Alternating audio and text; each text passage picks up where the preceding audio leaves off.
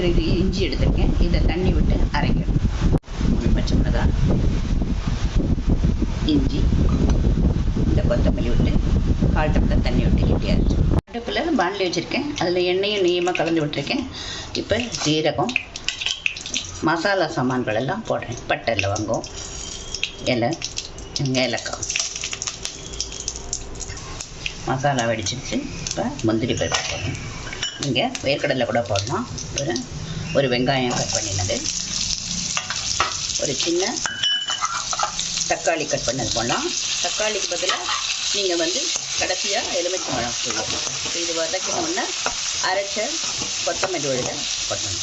தக்காளி வெங்காயம் நல்லா வதக்கிடுத்து அரைச்ச கொத்தமல்லி விழுதை இதில் சேர்த்து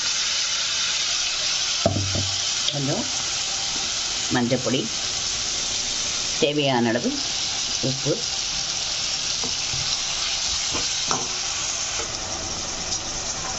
கொஞ்சம் சர்க்கரை சேர்க்குறேன். அது ஆப்ஷனல். இந்த அலம்பி வரும். இது கெட்டியானோடனே நம்ம வெடித்து வச்ச சாதத்தை அதில் போட்டு உப்பு போட்டு மிக்ஸ் பண்ணுவோம். கொத்தமல்லி நல்லா கெட்டியாகிடுது.